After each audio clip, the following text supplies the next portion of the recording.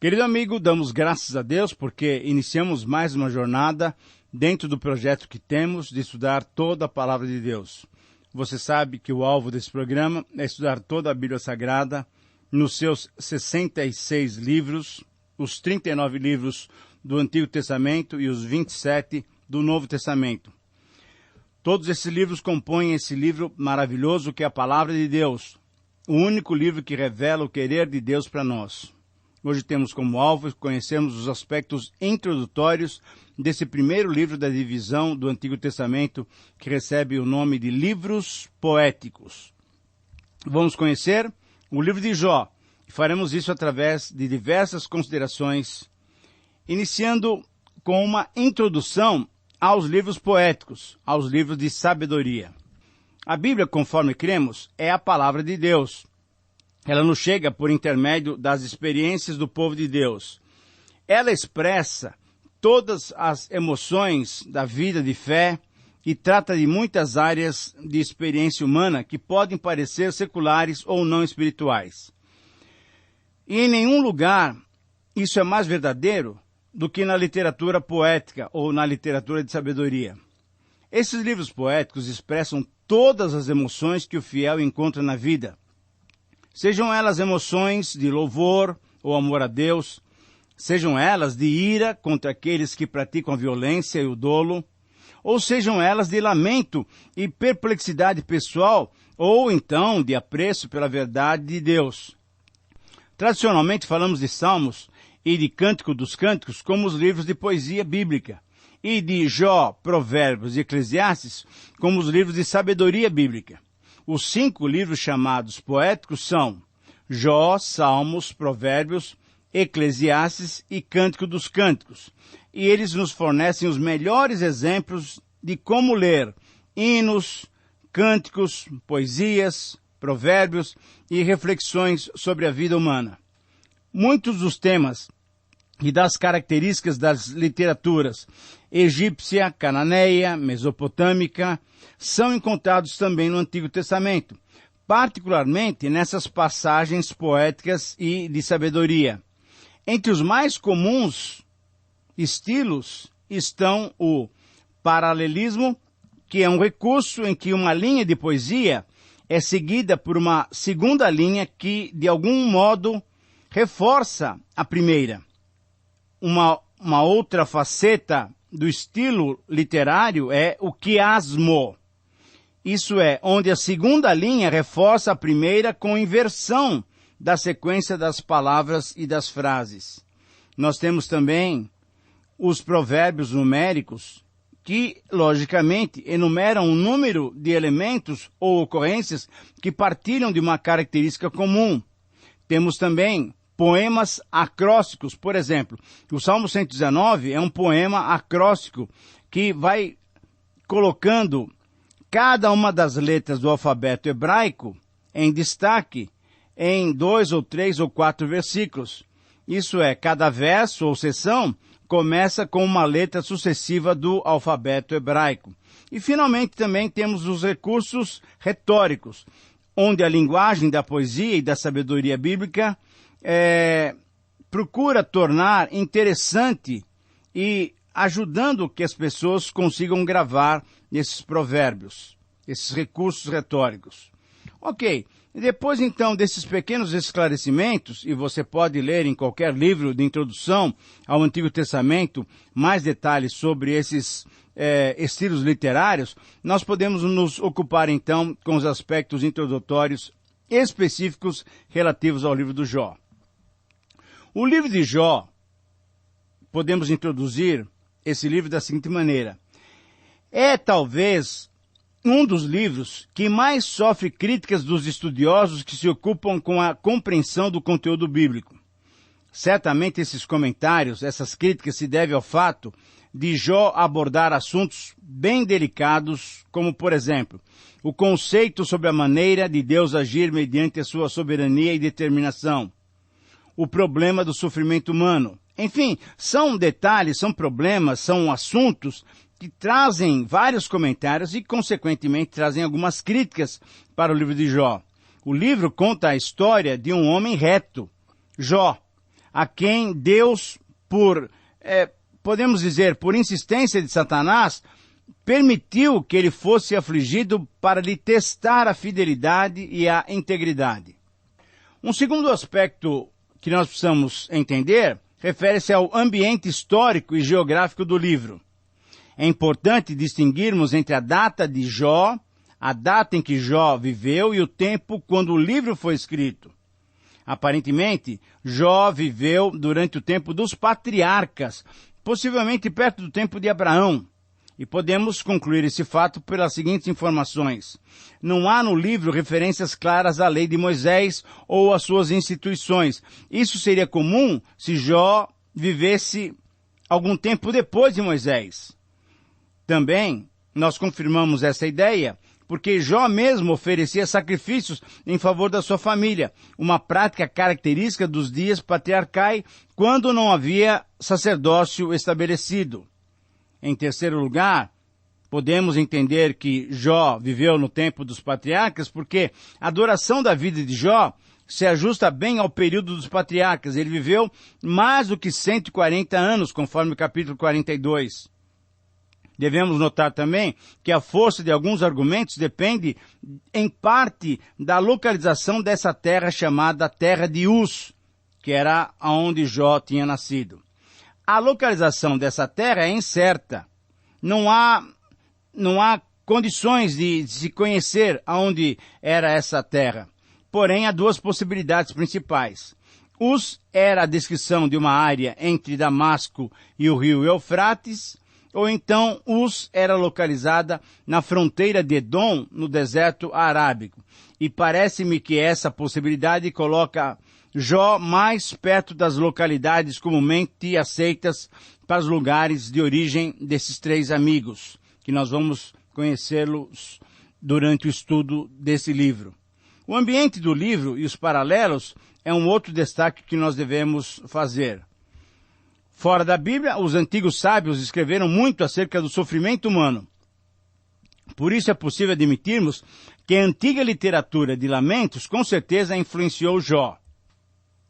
Agora, dentro da Bíblia, alguns estilos do material bíblico nós encontramos em Jó, e esses estilos são os seguintes: lamentos, hinos de louvor, provérbios, discurso profético, poemas de sabedoria, ditados numéricos, questionamento reflexivo. Enfim, nós temos um livro não convencional. Por quê? Porque Jó foge à regra dos demais livros bíblicos. Uma outra informação importante sobre a poesia hebraica nós devemos perceber especificamente no livro de Jó. Veja bem, não é surpreendente que uma grande parte do livro de Jó esteja na forma de poesia hebraica. Por quê?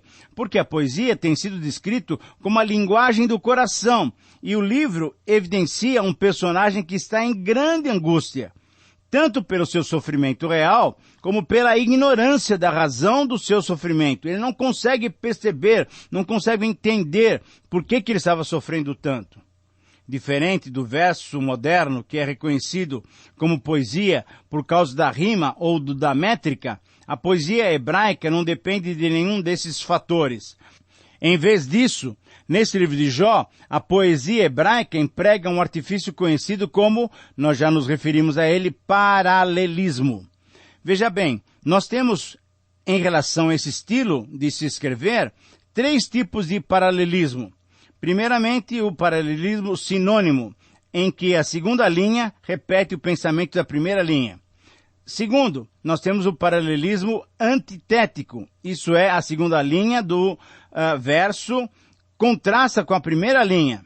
E temos o paralelismo sintético, em que a segunda linha aumenta o pensamento da primeira linha. A questão, então, agora que devemos atentar é para a questão da autoria do livro. O texto de Jó não revela a identidade do seu autor, mas o conteúdo do livro revela que ele era um pensador profundo, que trata do problema mais difícil e essencial da existência humana sob uma perspectiva espiritual e, vamos dizer, até maduro. O autor era também uma pessoa de educação elevada e estava bem familiarizado com os temas e com a natureza da literatura de sabedoria e com as culturas da época dos outros países. Como acabamos de mencionar, é quase certo que o livro de Jó não foi composto no mesmo tempo em que o seu personagem histórico viveu. Além disso, o autor não se identifica claramente. Sugestões de escritores especialistas incluem Moisés, Salomão, Jeremias, Baruque, que era o servo de Jeremias, Isaías ou ainda o próprio Jó. São possibilidades de autoria. Naturalmente, mesmo que não saibamos explicitamente quem escreveu o livro, a consideração importante é que ele foi inspirado. Se aceitarmos o livro como inspirado, e eu creio que devemos fazê-lo, então ele faz parte da palavra de Deus, e a pessoa específica que compôs o livro já não é tão importante. Sabemos que é uma palavra de Deus para nós. Muito bem, um sétimo aspecto que devemos considerar é a questão da data. Ninguém, na verdade, sabe quando se escreveu o livro de Jó. Alguns consideram que ele foi escrito no tempo do exílio babilônico, mas o livro não faz nenhuma alusão a esse fato ou a algum fato da história de Israel. Os antecedentes culturais e históricos parecem nos levar aos tempos de Gênesis 12 a 50, isso é, ao segundo milênio antes de Cristo. Portanto, situando o livro de Jó, os acontecimentos na época dos patriarcas, como já mencionamos. Assim, a história de Jó foi transmitida oralmente, de geração em geração, e só depois registrada por escrito. Um outro aspecto a considerarmos é a questão da unidade e integridade. Alguns estudiosos também afirmam que algumas partes do livro são acréscimos posteriores, ou seja, não foram escritas pelo autor original e não são sinceras as suas intenções. Ora, mas isso daí são especulações. O livro fica sem sentido caso essas partes sejam tiradas. Portanto, a nossa convicção, a minha convicção, é que o conteúdo do livro seja realmente íntegro. Nós temos que agora abordar um outro aspecto, que é o resumo sobre as questões da localização e da data e do valor do livro de Jó. Ninguém sabe realmente onde ficava Uz. O lugar e o tempo, que são essenciais para qualquer livro em qualquer literatura, não podem ser identificados aqui nesse livro. Não temos o tempo nem o lugar. Nós podemos sugerir algumas possibilidades, como, por exemplo, que esse livro foi produzido no tempo dos patriarcas, pois vivendo uma vida de muita longevidade, ele se coloca junto com os patriarcas da sua época, isso é, Abraão, Isaque e Jacó. No fim do livro, nós lemos o seguinte, no capítulo 42, versículo 16. Depois disso, viveu Jó 140 anos e viu os seus filhos e aos filhos dos seus filhos até a quarta geração. Ora, nós vemos também que Jó fazia o trabalho de um sacerdote no meio da sua família. Não há menção dos filhos de Israel. Então é possível que Jó tenha vivido antes que Jacó tivesse surgido. E dentro do livro encontramos um nome muito enfático, que é o de Elifaz. Não seria esse o filho de Esaú? Mesmo com outras dúvidas, o importante a respeito do livro de Jó é o seguinte: há muita verdade, há muito ensino para as nossas vidas, é um livro profundamente filosófico e altamente questionador, reflexivo. O problema do tema de Jó, o problema do tema central do livro de Jó, temos que abordar também. O livro de Jó confunde os leitores de hoje. É interessante isso. Veja bem, talvez você mesmo esteja confundido com relação ao tema do livro de Jó. Alguns leitores creem que o assunto do prólogo resolve o problema. O sofrimento é um teste da humanidade num julgamento cósmico diante de Deus e Satanás. Na realidade, é consideravelmente pouco o que Jó fala sobre o problema do sofrimento. Entretanto, ainda que o sofrimento seja um fator importante no livro, a questão central não é porque os justos sofrem, mas por que eu devo servir a Deus? Ora, se eu sirvo a Deus, por que é que eu sofro? Esse é o tema do livro de Jó.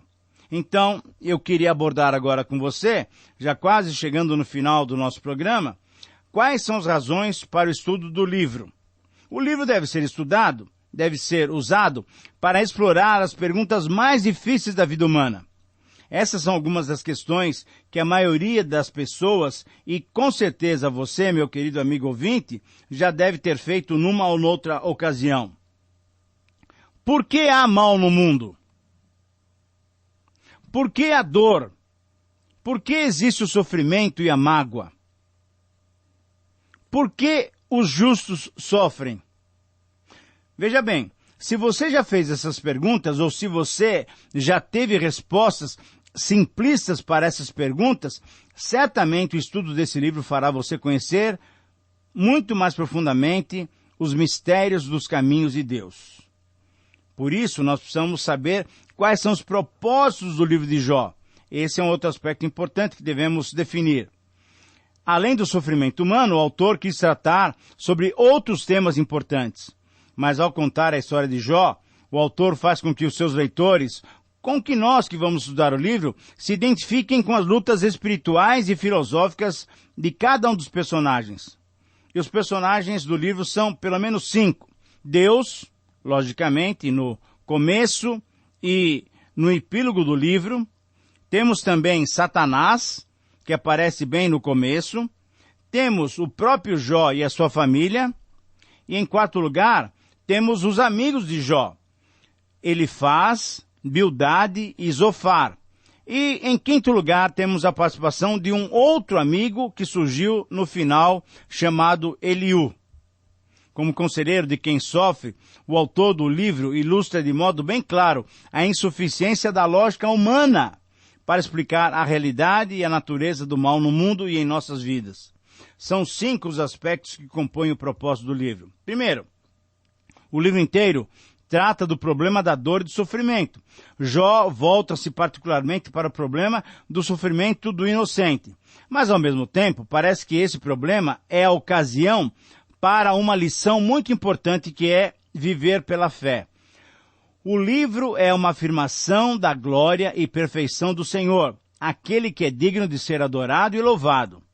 Nós devemos observar, devemos perceber que a acusação de Satanás concernente ao serviço egoísta de Jó é, na realidade, uma acusação contra Deus. Satanás estava afirmando que não há outra razão para um homem servir a Deus a não ser pelas bênçãos físicas que Deus lhe proporciona. Na verdade, Satanás está acusando Deus o seguinte, está acusando Deus de uma maneira muito direta. Ele está falando o seguinte: Deus precisa subornar o homem com bênçãos materiais para receber a adoração dele. Mas a fidelidade de Jó no meio da tribulação prova que Satanás está errado e mostra como Deus é correto. Há um outro bom número de doutrinas bíblicas que recebem atenção no livro de Jó e as quais nós vamos aprendendo durante os nossos estudos. Jó não entende por que está sofrendo e assim está posto o cenário para uma discussão ampla do problema do sofrimento humano em geral. Os 3 amigos de Jó compartilhavam de uma ideia comum, mas uma ideia errônea com relação à razão do sofrimento do homem. E, logicamente, a razão do sofrimento de Jó em particular. O raciocínio desses amigos é resumido claramente assim: o sofrimento é o resultado direto dos pecados pessoais e está em proporção direta com a magnitude dos pecados. Quanto mais pecados, mais sofrimento. Jó naturalmente está sofrendo muito. Portanto, Jó deve ter sido um grande pecador. O problema com esse raciocínio é que a sua premissa é errada. Não é verdadeira. O sofrimento é o resultado direto dos pecados pessoais. Isso nem sempre é verdade. Há outras causas do sofrimento. E às vezes é sugerido que o livro de Jó é meramente um poema elaborado sem ter nenhuma base histórica. O escritor simplesmente inventou esses personagens com o propósito de ensinar Israel sobre o sofrimento. Ora, não obstante outras referências bíblicas a Jó, apontam-no em companhia de personagens reais e históricos. Portanto, cremos que os personagens são de fato verdadeiros, os personagens que compõem esse livro, Jó e os seus amigos. Porque sabemos que Deus é real e sabemos que Satanás também é real. Muito bem, nós temos então uma rápida estrutura do livro Isso é o começo do livro, o prólogo, do capítulo 1 até o capítulo 2, Jó e as suas circunstâncias. Depois nós temos 27 capítulos, do capítulo 3 até o 31, o diálogo com os 3 amigos. Depois, no 32 ao 37, os discursos de Eliú. 38 a 42, versículo 6, nós temos os discursos de Deus. E aí, no epílogo do livro, na conclusão do livro, Jó é restaurado, 42, 7 a 17. Qual é o valor teológico? E com isso estamos já chegando ao final do nosso programa. O sofrimento em si é o tema central do livro. Na realidade, a atenção é focalizada naquilo que Jó aprende com seu sofrimento. Ele aprendeu que o benefício real de sua piedade não era a saúde, a riqueza e os filhos. Era o próprio Deus. Esse é o grande benefício que nós podemos ter em todas as áreas da nossa vida, inclusive quando sofremos. Nós precisamos conhecer a Deus. Portanto, algumas lições do livro de Jó têm que ficar claras para cada um de nós. Eu creio que a verdadeira e grande lição não é o sofrimento ou sobre a paciência. Eu penso que a lição do livro de Jó é ensinar arrependimento para o justo, para o crente, para você que está me ouvindo agora. Deus usa as provações com o propósito de que conheçamos verdadeiramente a Ele. Essa verdade não se revela rapidamente no texto, porém vai ser percebida durante o nosso estudo. Até diríamos que não chegaremos a essa verdade se não estudarmos todo o livro. A minha proposta para você é que você nos acompanhe durante esses estudos para conhecer a Deus assim como Jó também o conheceu. Querido amigo, que Deus o abençoe e que você se abra para conhecer melhor esse Deus de amor e esse Deus que é nosso Pai. Um grande abraço e até o próximo programa.